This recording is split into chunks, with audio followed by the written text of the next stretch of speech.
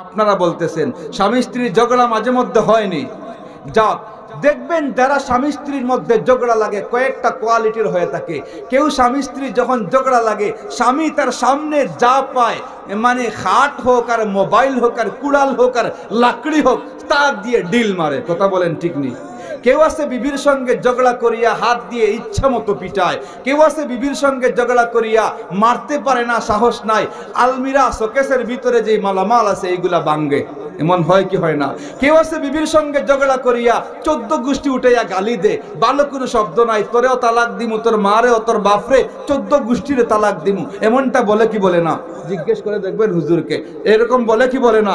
কেউ আছে আবার বিবির সঙ্গে ঝগড়া করিয়া ঘরের মধ্যে রাগ কইরা আর চলে যায়, 2 দিন 3 দিন বাড়ির বাইরে থাকে, যখন রাগ স্বাভাবিক হয় তখন ঘরে ফিরে। এমনটা হয় কি হয় না? কথা বলতে হবে, হয় কি হয় না?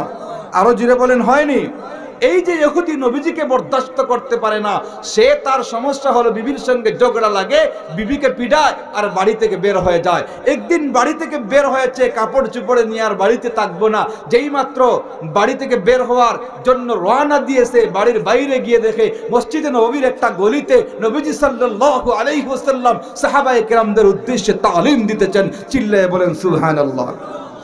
যখন তালিম দিচ্ছেন তখন চিন্তা করলো রাস্তা দ্বিতীয় নাই, ওই রাস্তা দিয়ে যাইতে হলে মুহাম্মদের এই আলোচনা শোনা যাবে, মুহাম্মদের কথা শুনবো না, এই কানে জায়গা দিব না, 2টা আঙ্গুল 2টা কানে ঢুকাইলো। বলেন আল্লাহু আকবার। যে মুহাম্মদের কথা শুনবো না, আঙ্গুল ঢুকাইলো। আল্লাহু আকবার। যেই মাত্র নবীজির সামনে গিয়ে পাশ কাটিয়ে যাবে, সামনে যাওয়ার সঙ্গে সঙ্গে তার পায়ের নিচে দিয়ে লম্বা একটা কাঁটা ঢুকে গেল। সুবহানাল্লাহ বলেন, আওয়াজ দিয়ে বলেন সুবহানাল্লাহ। এইবার বলেন তো, কাটা বাহির করতে হলে কান থেকে আঙ্গুল সরানো লাগবে কি লাগবে না? আর আঙ্গুল সরাইলে নবীজির কথা শোনা যাবে কিনা?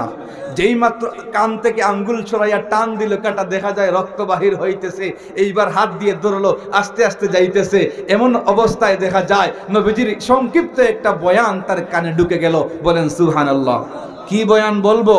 এই বয়ান বলিয়েই আলোচনা শেষ। মুহতারাম হাজিরিন, যেই মাত্র নবীজি সাল্লাল্লাহু আলাইহি সাল্লামের কাছে অতিক্রম করার পর এই কাঁটা ঢুকার পরে বাহির করলো, আর এই সময় আওয়াজ আসলো, নবীজি সাল্লাল্লাহু আলাইহি ওয়াসাল্লাম বলেন, ও সাহাবায়ে কেরাম, তোমরা তোমাদের বিবিকে মহব্বত করবে, তোমরা তোমাদের বিবিকে ভালোবাসবে।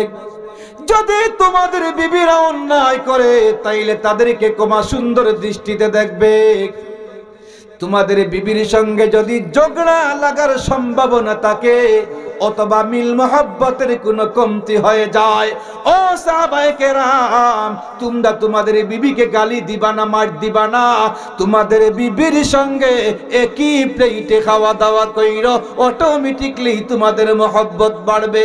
চিল্লে বলেন সুবহানাল্লাহ, আরো আওয়াজ দিয়ে বলেন সুবহানাল্লাহ। যখন এই কথা শুনলো এই ইহুদি চিন্তা করলো, প্রতিদিন বিবির সঙ্গে ঝগড়া হয়, আজকে মুহাম্মদের কথাটা একটু গ্রহণ করিয়া দেখি। বাড়িতে যখন চলে গেল, বিবিকে ডাক দিল, বিবি এইবার রাগ করে বাগির হইল, কিছুক্ষণ আগে পিটাইছো, এখন আবার বাড়িতে আসতো, জায়গা নাই, বাড়িতে জায়গা নাই। এখন দেখলো না না, মেহেরবানি করো, অন্যায় হয়ে গেছে, মাফ করে দাও, আজকে একটা প্ল্যান নিয়ে আসছি। কি প্ল্যান? আবার মারবা? যে না, মারবো না, প্ল্যানটা হলো আজকে তুমি রান্না বান্না করো, একই প্লেটে খাবো। সুবহানাল্লাহ বলেন।